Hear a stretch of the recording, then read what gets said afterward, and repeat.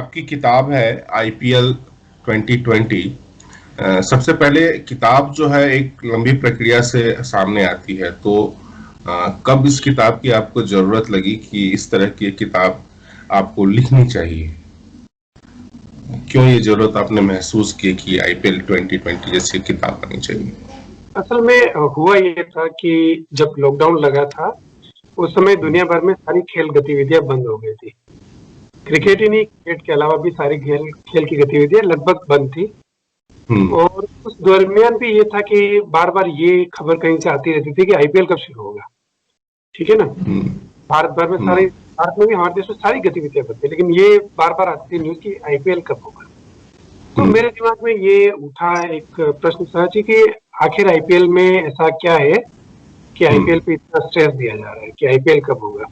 और आती रहती थी खबरें, हाँ बीसीसीआई इसके लिए कुछ एक्सप्लोर कर रहा है, कैसे कर रहा है, क्या देखना है। तो फिर मैंने थोड़ा एक्सप्लोर करना शुरू किया। तो मुझे इस बात पे आश्चर्य हुआ कि 10-12 साल से आईपीएल चल रहा है, लेकिन हमारी भाषा में, हिंदी में इस पर मुकम्मल कोई एक ऐसी जानकारी आपको उपलब्ध नहीं होती है कि कोई, हाँ छिटपुट लेख आपको मिल जाते हैं उस तरफ से, लेकिन कोई एक समग्र ऐसी बात करने जैसा कोई लेख आपके सामने नहीं मिलता है। क्योंकि मुझे ये लगता है कि ये एक खेल के परिदृश्य में हम देखें, भारतीय खेल के परिदृश्य में, तो ये एक बहुत बड़ी परिघटना है। इसने खेल को बड़े पैमाने पर प्रभावित किया है। हम इससे सहमत हो या असहमत हो वो एक अलग बात है, लेकिन एक ऐसी बड़ी परिघटना को छोड़ दिया जाना किसी बात नहीं है। क्योंकि आपको मैच की जानकारी मिल जाएगी, कौन जीत रहा, हार रहा है, किसके जो रिकॉर्ड क्या है, ठीक है, ये सब आपको आसानी से मिल जाएगा। खिलाड़ियों के इंटरव्यू मिल जाएंगे, कोच वोच के इंटरव्यू मिल जाएंगे, लेकिन ये एक ऐसी चीज जिसको मैंने अभाव है। तो मैंने कुछ अलग अलग जगह से अंग्रेजी में या अलग हिंदी में कहीं इस तरह से अलग अलग जगह पढ़ा, तो मुझे एक लगा कि इसके बारे में जो चीजें हम बाहर निकाल सकते हैं कि आज से 10-12 साल बाद ये क्या मुकम्मल रूप आप ले रहे हैं, तो उसको कहीं पे लिखना चाहिए, दर्ज किया जाना चाहिए। तो शुरुआत के आर्टिकल है वो आपको इसी रूप में मिलेंगे इस किताब में। और उसके बाद में फिर ये एक बात और महसूस हुई जिसके कि मैं किताब के दूसरे भाग जो है वो लिखने के पीछे वो था कि अगर ऐसी एक परिघटना, सालाना परिघटना आपके देश में हो रही है, तो आप क्यों नहीं एक ऐसी सालाना कुछ उन घटनाओं के बारे में भी आप लिखिए। और दूसरा ये था कि किताब मुकम्मल तभी होगी जब अगर आप आईपीएल 2020 नाम देते हैं तो, कि उसमें 2020 के आईपीएल भी कुछ चीजें हो। और 2020 के आईपीएल के लिए ये चीज थी कि वो कोरोना के पूरे लॉकडाउन और ये जो सब, जो स्वास्थ्य की जो गंभीरता थी उसको सबको देखते हुए थोड़ा विशिष्ट बन गया था।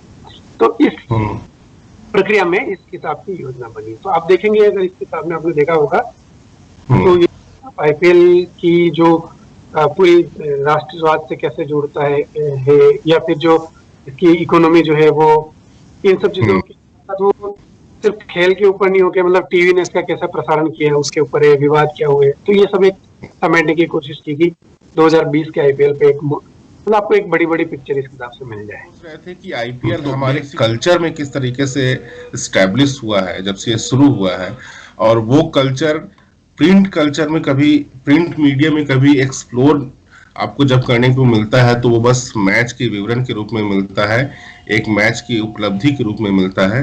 पर वो हमारे कल्चर का हिस्सा कैसे बनता चला गया, इसकी कमी जो थी वो आपको अधिक खटक रही थी। और उसी कमी को पूरा करने के लिए खासकर हिंदी मीडियम के पूरे जर्नलिज्म में वो कमी हमेशा दिखती है कि क्रिकेट ने कैसे हमारे कल्चर को, खासकर आईपीएल ने हमारे कल्चर को चेंज किया है। उस कमी को पूरी करने की कोशिश में ये किताब सामने आती है। हाँ, हम ऐसा मान सकते हैं। और कल्चर ही नहीं, हम एक पूरे परिदृश्य में हमें इस बात को समझना होगा कि हम लोग पढ़ाई लिखाई का जो एकेडमिक पूरा विमर्श है उसमें हमारे जो भी प्रस्थान बिंदु है, जो भी एरिया हमारे है, उसमें हम जो उदारीकरण आता है, भूमंडलीकरण 1990 के बाद, उसको एक हम एक महत्वपूर्ण पड़ाव के रूप में रेखांकित करते हैं। फिर उसके बाद चीजें बदल है ना। तो उसके बाद बाहर की कंपनियां आती है बहुत सारी, बाहर से इन्वेस्टमेंट आता है, प्राइवेट प्लेयर्स बहुत सारे।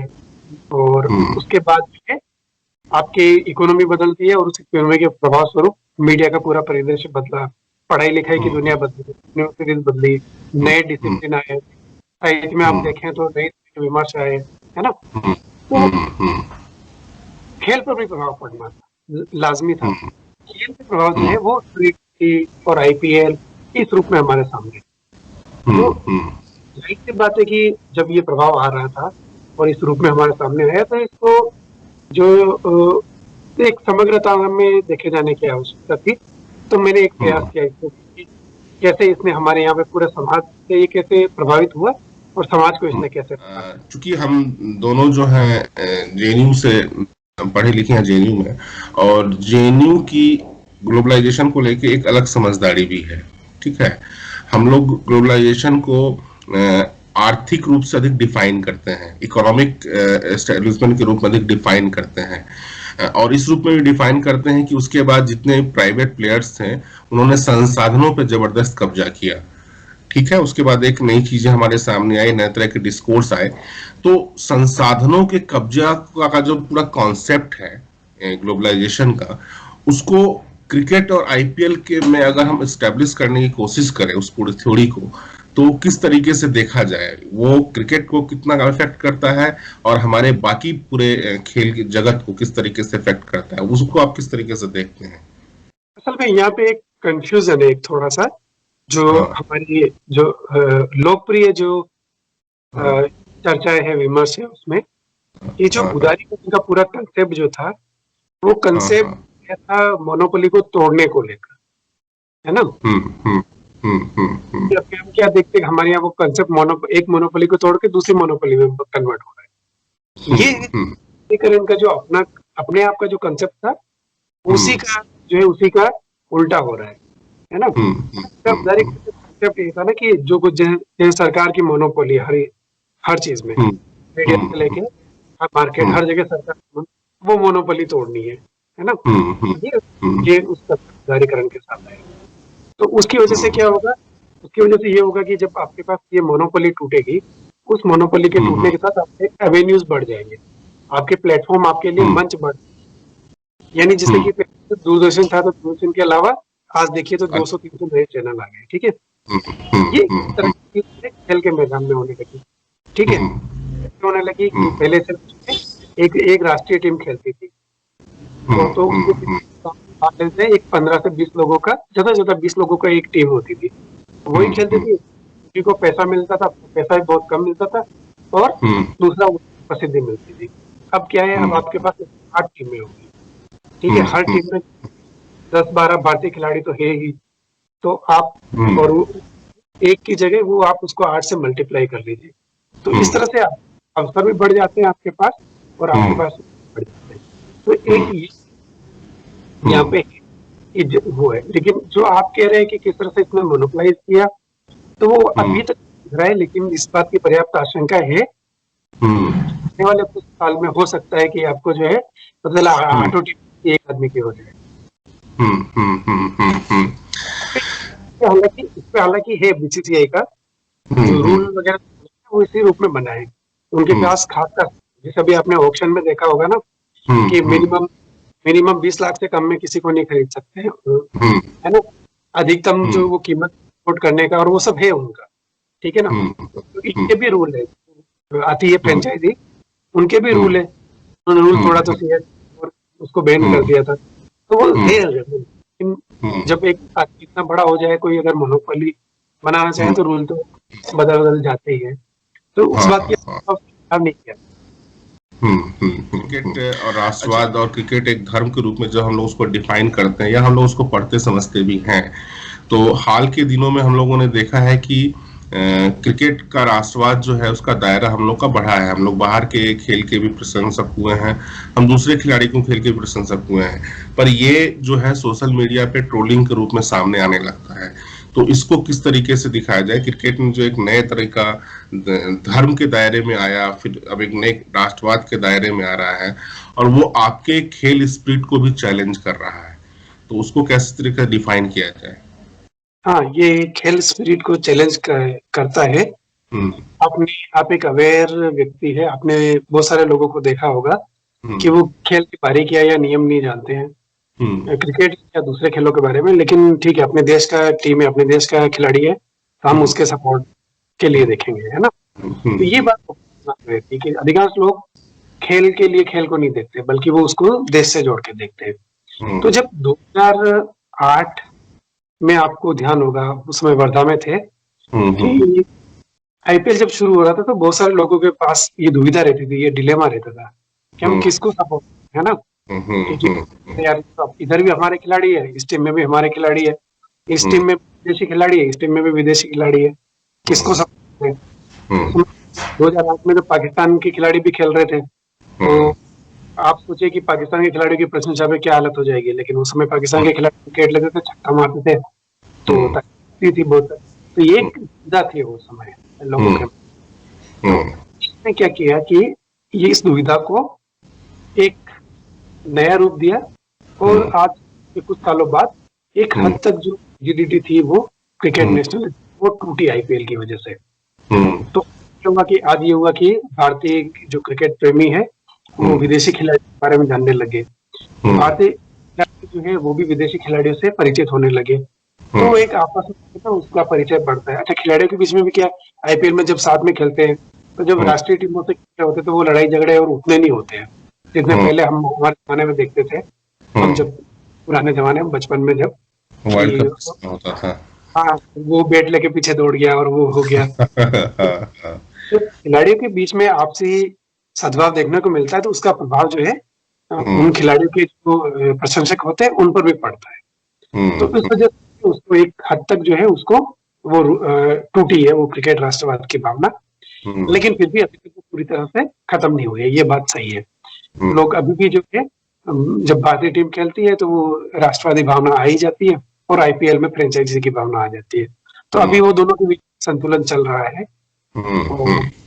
देखिए, अच्छा, हम लोगों का जुड़ाव जो है भारत के ग्रामीण परिवेश से भी है। हम भी बिहार के एक ग्रामीण परिवेश से आते हैं, थोड़ा शहरी भी है, आपका भी जुड़ाव उस तरीके से है।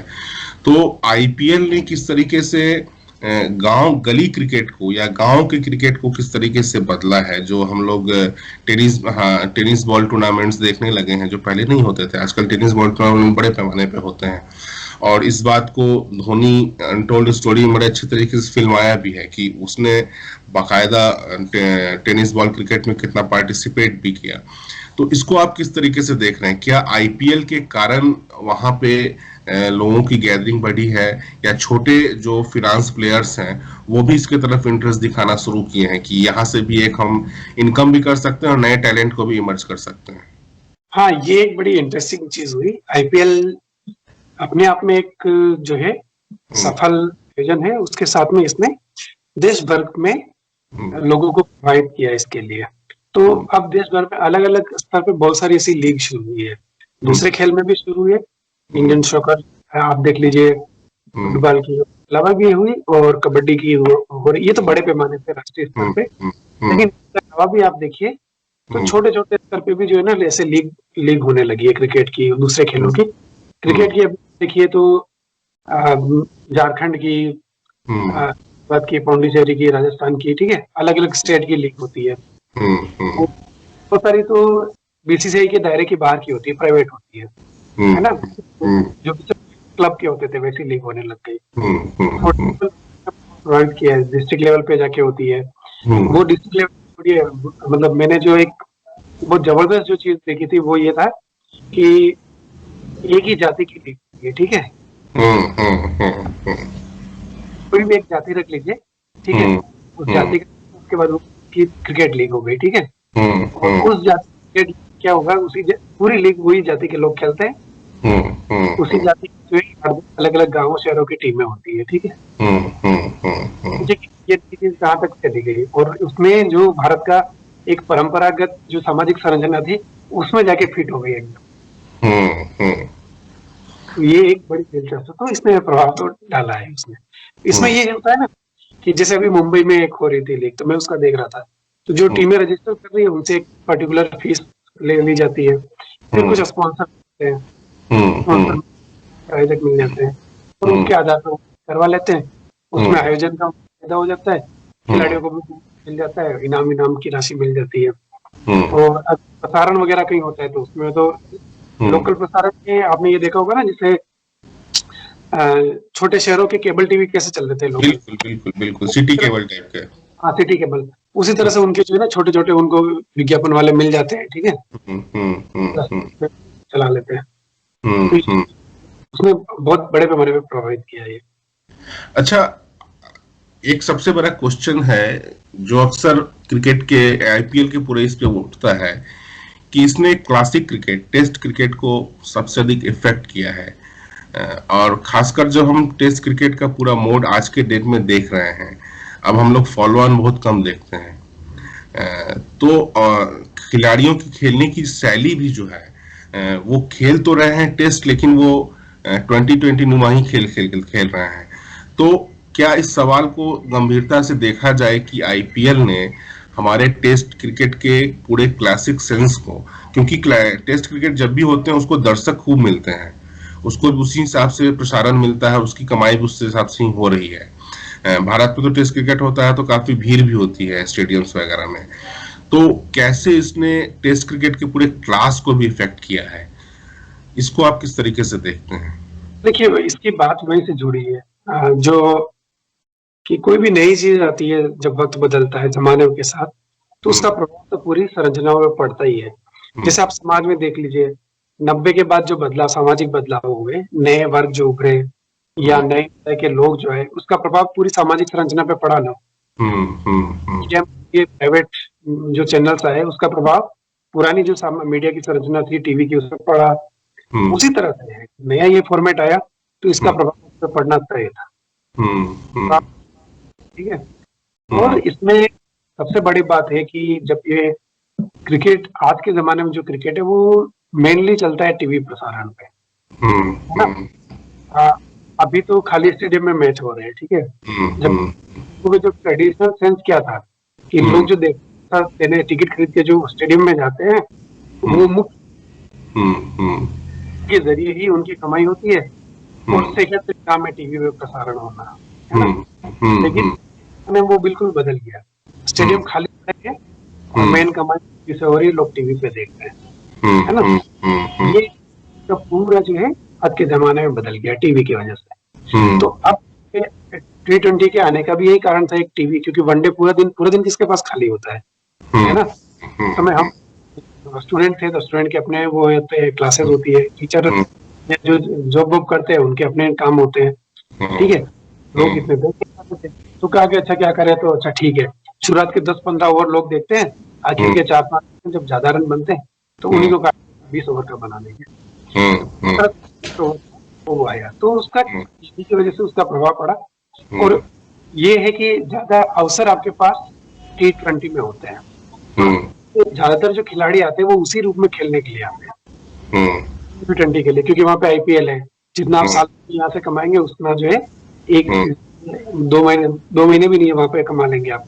तो वहां पे आने की कोशिश करेंगे। जैसे अभी इसी आईपीएल का जो ऑक्शन हो रहा था, उसमें एक बड़ी बात थी, पुजारा जो है, चेतेश्वर पुजारा, वो टेस्ट प्लेयर है, एकदम क्लासिक टेस्ट प्लेयर आप उनको कह सकते हैं ना। तो उन्होंने भी जो है अपने आप को रजिस्टर किया था ऑक्शन के लिए, है ना, कि वो क्लासिकल टेस्ट प्लेयर है एकदम, फिर आईपीएल से जुड़ के वो चाहते हैं कि आईपीएल में आए वो भी, जाहिर है दोनों की बात है। तो इस वजह से पूरा, क्योंकि खिलाड़ी अपना ध्यान देते हैं आईपीएल जैसे खेल डेवलप करने पे, और फिर जब वो टेस्ट खेलते हैं तो उस पर भी उसका असर पड़ता है। तो ये उस वजह, और क्योंकि आईपीएल में संभावनाएं ज्यादा है, T20 में फॉर्मेट पे असर भी पड़ा है, खिलाड़ियों की मनोदशा पे भी असर पड़ा है, समाज पे भी असर पड़ा है। एक बड़ी इस पे इसने इफेक्ट किया है जो हम लोगों की बातचीत से निकल के आ रही है। कैसे ये दूसरे खेलों को, क्योंकि क्रिकेट हम लोगों का राष्ट्रीय खेल जैसा बन गया है, हॉकी हमारा राष्ट्रीय खेल है, वो दूसरे खेलों को उस तरीके से अपने दायरे में नहीं ला पाया। ला रहा है नो डाउट, कबड्डी जैसे लीग हो रहे हैं हमारे देश में, फुटबॉल लीग अब हो रहे हैं, हॉकी लीग्स भी होते हैं, पर वो क्रिकेट जैसा इम्पैक्ट वहां पे नहीं है। और इसका ये एक हल्की सी खलीज जो है दूसरे खेल के खिलाड़ियों के पास भी है, चाहे वो राष्ट्रीय स्तर पे हो चाहे वो राज्य स्तर पे हो, जो अच्छे फुटबॉलर्स हैं। क्योंकि हम लोग जब मुजफ्फरपुर शहर पहुंचे तो वहां पे फुटबॉल क्लब्स हुआ करते थे। जिला स्कूल का पूरा मैदान फुटबॉल क्लब था, बीबी कॉलेजिएट का पूरा मैदान क्लब, मुखर्जी सेमिनरी जैसी स्कूल थी, सब जगह फुटबॉल ग्राउंड्स थे। वो सारे के सारे खत्म हो गए। अब वहां आईपीएल्स होते हैं, मतलब जिला लेवल पे जो होते हैं वो होते हैं। तो ये अपने साथ साथ दूसरे खेलों को क्यों नहीं ला पाया? कुछ उन खेलों के जो पंडित थे उनको दिक्कत थी, या फिर ये फॉर्मेट ही अपने साथ उसको लेके नहीं चलना चाह रहा था? इसके 2-3 कारण हम देख सकते। क्रिकेट कम डिमांडिंग खेल है ना, आपके पास एक बैट और बॉल है तो आप खेल लेंगे। और भारत में पहले ऐसे खेल जो है लोग खेलते रहे। देखा था कि वो मतलब क्रिकेट नहीं होता था, लेकिन वो उसी तरह से बैट बॉल के खेल होते थे, है ना। तो एक तो वो चीज है। दूसरा कि जैसे बैट बॉल आप खेल सकते हैं, है ना, कहीं भी खेल सकते हैं, ठीक है। एक ग्राउंड में 4 लोग खेल सकते हैं, 4 टीमें खेल सकती है, गली में खेल सकते हैं, घर में खेल सकते हैं, और मैं खेल सकता हूँ, आप खेल सकते हैं। अभी फुटबॉल खेलने के लिए जाएंगे हम लोग, नहीं खेल पाएंगे, ठीक है। तो रिसोर्सेज की बात हो गई, उसके दूसरी बात हो गई फिजिकल फिटनेस की। ये ऐसा खेल है जो सबसे कम फिटनेस मांगता है आपके साथ, मतलब उन खेलों के जो सबसे कम फिटनेस मांगता है, मतलब हम लोग के लिए, खिलाड़ियों के लिए नहीं। खिलाड़ियों को मतलब अब तो खिलाड़ी फिट होने लगे हैं, लेकिन आप सोचिए अगर आपको रनर बन रहा है, मैराथनर बनना है, तो आपकी फिटनेस होनी चाहिए। फुटबॉलर बनना है, आपकी फिटनेस होनी चाहिए। कबड्डी में खेलना है तो आपका बॉडी पहलवानी होनी चाहिए, तभी आप खेल पाएंगे। कुश्ती आप तभी जाएंगे जब आपका वो होगा, लेकिन इसमें जो है आपका चल जाता है। तो एक इसका एक कारण है। दूसरा कारण जो है ये, जो कि हम ट्रेडिशनली हम लोग पढ़ते आए हैं, वो कि ये के थोड़ा अनुकूल है। जैसे टीवी के लिए कि आपको 6 बॉल के बाद एक ब्रेक मिल जाता है टीवी को 5-7 विज्ञापन दिखाने, और टीवी की वजह से ज्यादा पॉपुलर होता है। तीसरी एक बात, ऐसे ही हम जैसे बातचीत कर रहे हैं वैसे बातचीत में अपने जेएनयू के एक मित्र हैं जैनेन्द्र कुमार श्रीमंत, उन्होंने एक जिक्र किया था इस बात का कि ये हमारी जो भारत की सामाजिक संरचना है उस संरचना से काफी मिलता जुलता है। यानी हमारी सामाजिक संरचना में जो पदानुक्रम है, हायरार्की, ये भी एक गेम हो जाता है। जैसे कि मान लीजिए कि जैसे कि हमारे समाज में छुआछूत थी, किसी को नहीं करना है, तो ये खेल खेलते हुए आपको किसी को टच करने की जरूरत नहीं पड़ती है ना। तो यानी जो बड़े लोग हैं वो जाएंगे अपनी बैटिंग करके आ जाए, उनको किसी को टच करने की जरूरत नहीं है। लेकिन दूसरे कई सारे ऐसे गेम जिसमें पॉसिबल नहीं होगा। फुटबॉल खेलते ही जाएंगे आपस में, ठीक है। दूसरा है कि इसमें अगर राजा महाराजा बैटिंग करने आ रहे हैं, खेलने के लिए आ रहे हैं, तो उनके लिए मतलब वो इसमें रुतबा रहता है, उनको कुछ करने की जरूरत नहीं। वो अभी जो अमेजन पे जो सीरीज है उसमें आप देखेंगे कि पहले राजा आते थे, उनको कोई पैड पहनाता था, कोई ग्लव्स पहनाता था, ठीक है। जब वो पिच पे जाते थे,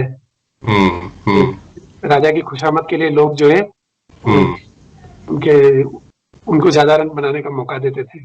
ये सब तो दूसरे खेल में उस तरह से पॉसिबल नहीं है ना। आपको हॉकी या फुटबॉल में खुद ही दौड़ना पड़ेगा। तो ये सब जो कुछ चीजें जो है वो हमारे जो सामाजिक संरचना थी उसके अनुकूल रही। तो ये 2-3 चीजें आपको दिखाई देती है कि उसके वजह से गेम थोड़ा सा अलग चला जाता है। दूसरे के लिए लोग कोशिश करते हैं, खिलाड़ी है जो रिटायर खिलाड़ी है वो एकेडमी वगैरह खोल के कोशिश करते हैं, लेकिन जाहिर सी बात है बहुत बड़ा गैप है, मतलब वो है गैप। अच्छा, अब जो पहली हम लोगों की बातचीत थी कि इस किताब की जरूरत आपको क्यों महसूस हुई,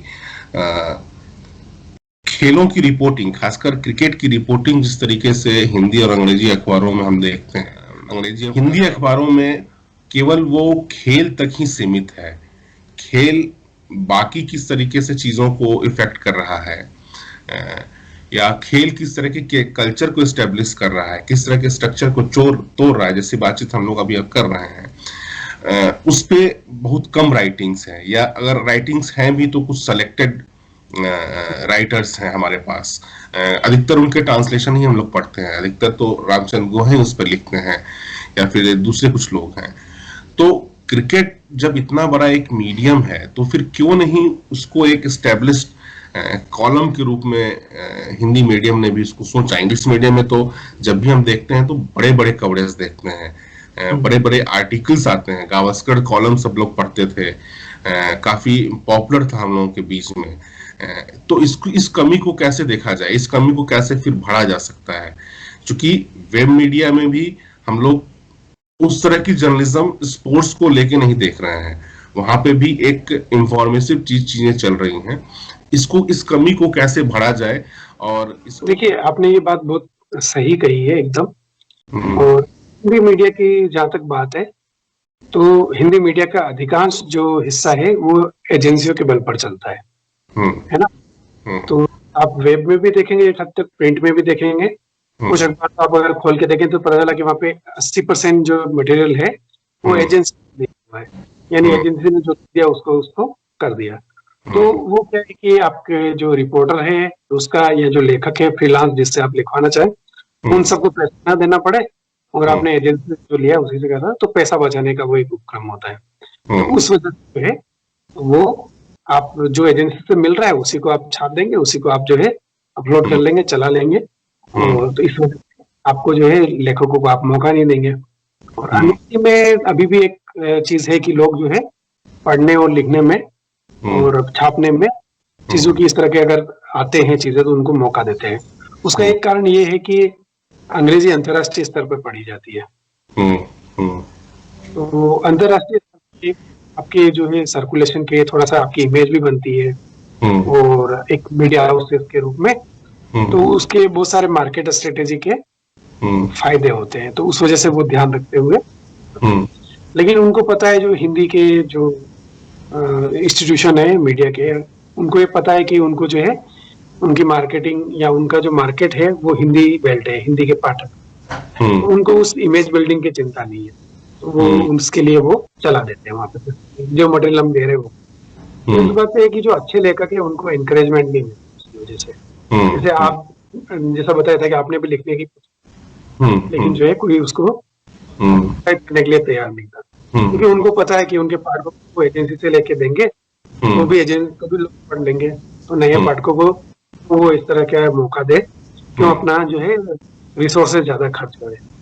तो वो एक की कमी वहां पर है। लेकिन अगर कोई चाहे तो इस तरह का ये है कि अब इसकी वेब मीडिया के आने के बाद इस बात के पर्याप्त चांसेस है कि कुछ लोग मिलकर अगर आपस में, या कोई मीडिया हाउस ही ऐसा अल्टरनेटिव मीडिया हाउस के जो बहुत सारे प्लेटफॉर्म है, वो कभी इस चीज की शुरुआत करे, अगर मान लो कि जो अच्छे गंभीर मुद्दे हैं अलग अलग स्पोर्ट्स पे, ये जो समाचार नहीं दे बल्कि खेल से जुड़ी हुई जो स्टोरीज है कि जो खूबसूरती है उसको बखान करते हुए उसके जो सामाजिक आर्थिक परिप्रेक्ष्य है उन सब पे जो लोग लिखे, ओरिजिनली जो हिंदी है या हिंदी से अलग भाषा है उन पर लिखने वाले लोग हैं, उनको एनकरेज करें, तो वो एक बात बन सकती है। क्योंकि आप मेन स्ट्रीम मीडिया की से केस से तो आप ज्यादा उम्मीद कर सकते हैं, क्योंकि वहां पे आपको इतने चांसेस मिलेंगे नहीं। यही चीज जो है दिक्कत, जो क्रिकेट को लेके स्पेशल मैगजीन्स थे, क्रिकेट टुडे, क्रिकेट सम्राट को तो खैर पढ़ पढ़ के हम लोग बड़े हुए, वहां भी इन चीजों की काफी कमी थी। क्रिकेट किस तरीके का समाज रच रहा है, क्रिकेट किस तरह के स्ट्रक्चर को तोड़ रहा है, जो हम लोग थोड़ा बहुत समझ पाते थे गावस्कर कॉलम से।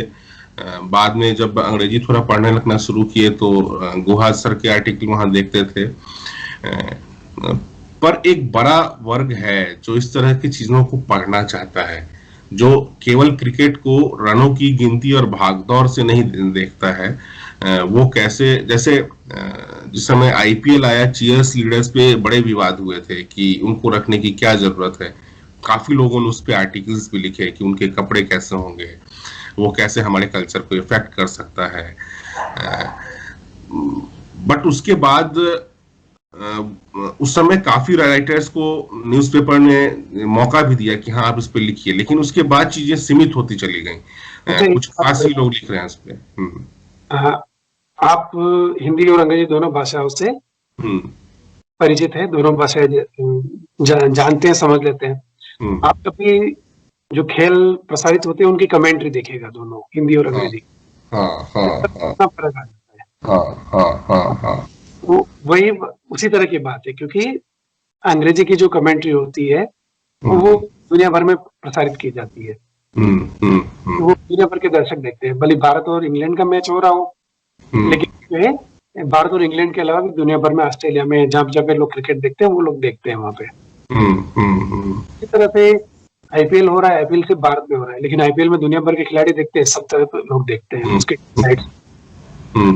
वो अंग्रेजी वाले कमेंट दुनिया भर में जाती है, तो एक प्रोडक्शन हाउस में उनकी क्रेडिबिलिटी बनती है कि हाँ इनके यहाँ पे इनका अच्छा है।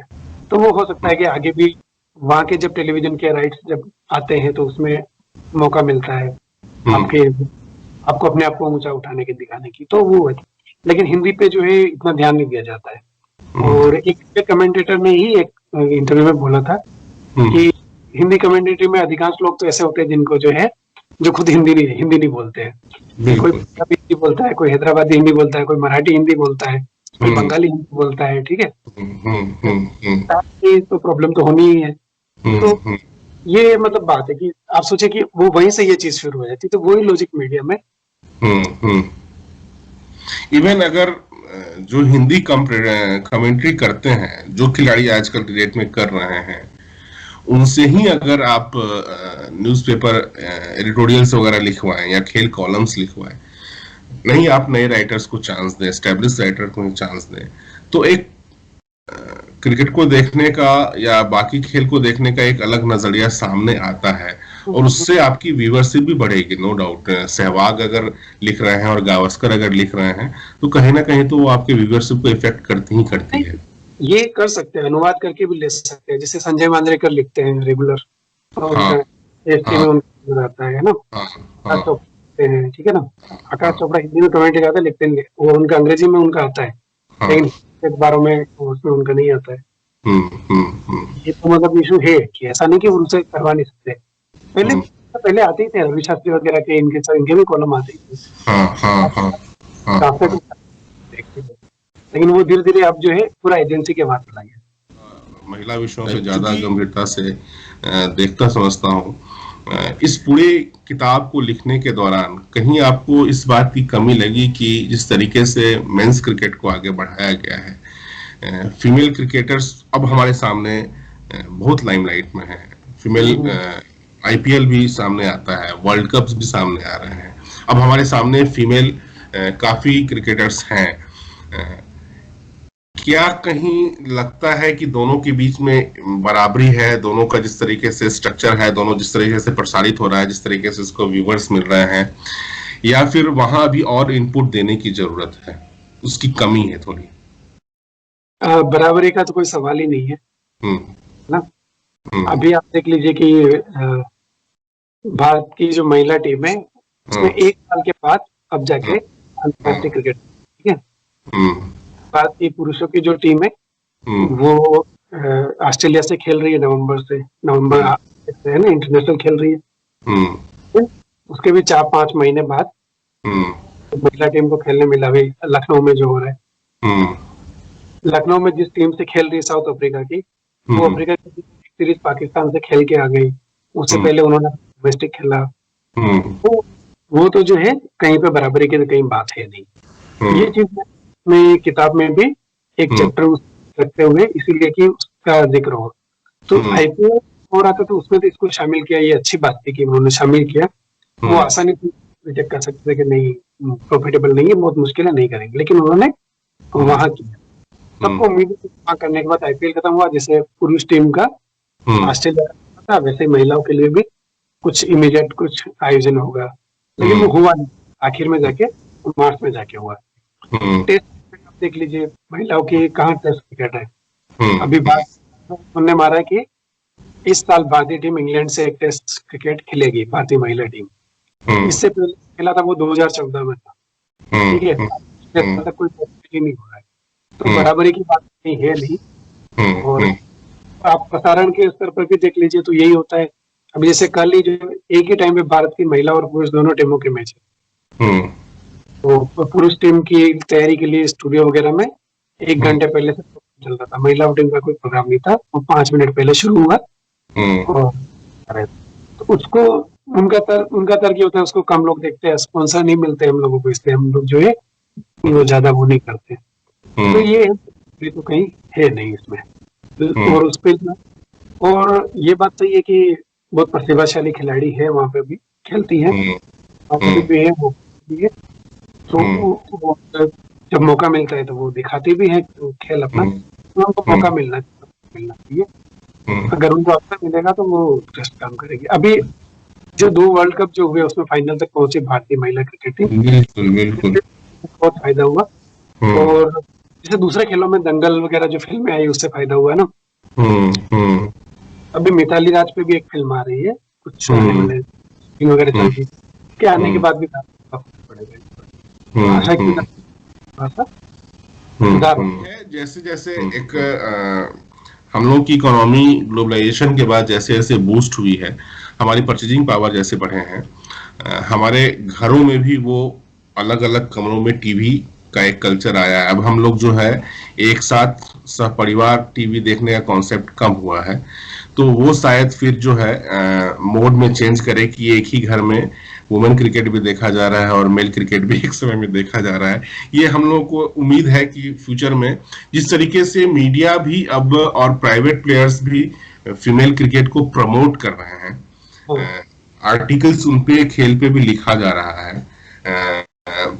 Man of the match women cricket में जो था उसको खत्म हुआ काफी लिखने पढ़ने के बाद, अब उस पे प्लेयर ऑफ द मैच हुआ। तो चेंजिंग है, बैट्समैन की जगह बैटर होने लगे हैं। हाँ, इसको लेके मैंने लिखा भी था, बड़ा मतलब एक लगा हुआ था कि man of the match Mithali Raj. मुझे ये कैसा है भाई, तो उसपे मैंने एडिटोरियल में भी लिखा और उनको लिखा भी एडिटर को कि भाई इतना तो सेंस आपको रखना चाहिए, आप एडिटर हैं। तो वो धीरे धीरे चीजें बदल रही हैं। किताब को लिखने में जितने भी चैप्टर्स आपके हैं, आपके सबसे करीब का चैप्टर्स उसमें कौन सा है? क्योंकि एक होता है राइटर्स का कि उसको लिखने में मैंने काफी समय दिया, या फिर वो लिखते समय मेरे दिमाग में काफी चीजें चल रही थी, वो कौन सा आपका इसमें है उस पूरी किताब में? हाँ, मेरा है एक नहीं है, एक 2 आप मान लीजिए। और 2, एक तो साधारण सी बात है, क्रिकेट नेशनलिज्म वाला है वो, और अभी तक पूरा डेवलप मतलब होगा धीरे धीरे। और एक और दूसरा मेरा अच्छा था वो टीवी प्रसारण वाला है उसका, ठीक है। वो इस टीवी प्रसारण में उसका आर्थिक पक्ष भी मान लीजिए, है ना। तो उसमें टीवी प्रसारण और उसका आर्थिक पक्ष आ गया। और फिर मेरी थोड़ी इस बात में रुचि रहती है कि मैं सिर्फ जो है खेल नहीं देख रहा होता हूँ, जब क्रिकेट या कोई मैराथन जब देखते हैं स्पोर्ट्स का, मैं ये देखता हूँ कि हाँ वो किस तरह से उसका प्रोडक्शन हो रहा है, कि लोग क्या टेक्नोलॉजी इस्तेमाल कर रहे हैं, कैमरा कैसे चला रहे हैं, ग्राफिक्स कैसे आ रहे हैं, और उसके मैच से पहले और बाद के प्रोग्राम में वो एनालिसिस के लिए क्या चीजें इस्तेमाल करते हैं। तो इस लिहाज से मुझे वो वाला भी थोड़ा अच्छा लगा था। वो नई इंटरेस्ट की चीज है, वो सोशल मीडिया इन सब क्रिकेट मैचेस के दौरान सोशल मीडिया पे वो आगे शायद ज्यादा रुचि का प्रसंग बनेगा। मुझे भी ये लग रहा था बतौर जेएनयू स्टूडेंट कि वो दोनों चैप्टर्स जो आपके हैं वो पढ़ने के दौरान भी लगता है कि कुछ खास उस पर मेहनत की गई है, क्योंकि वो दोनों विषय भी जो है एज अ सोशल साइंटिस्ट, हम दोनों सोशल साइंटिस्ट से जुड़े हुए हैं, वो दोनों चीजें काफी अधिक इफेक्ट करती हैं। और ये सवाल बार बार मन में आता है कि क्रिकेट का एलिटिज्म जो है, जो आईपीएल तोड़ने की कोशिश कर रहा है, वो सोसाइटी में किस तरीके से जा रही है। क्या एक सबअल्टर्न क्लास का बच्चा खेलते हुए सोच सकता है कि वो भी फ्यूचर में कोई टीम में खेलेगा? ये दिमाग में अक्सर रहता है। या फिर वो जो कपड़े का बांधा हुआ गेंद लेके बचपन में खेल रहा है, वो फ्यूचर में आईपीएल के ट्रैक पे दौड़ेगा? ये सवाल हमेशा दिमाग में रहता है, क्योंकि जिस तरीके से खिलाड़ियों का चयन इस पूरे आईपीएल के दौरान हुआ, सचिन तेंदुलकर के बेटे को काफी प्रमोट, उसको लेके काफी सोशल मीडिया पे चला भी, और जो अच्छे खिलाड़ी थे जिन्होंने रिकॉर्ड बनाया था उनका चयन नहीं हुआ। तो हम लोग के लिए क्रिकेट केवल वही नहीं है, उसके बाकी एस्पेक्ट्स भी हैं क्रिकेट के बारे में।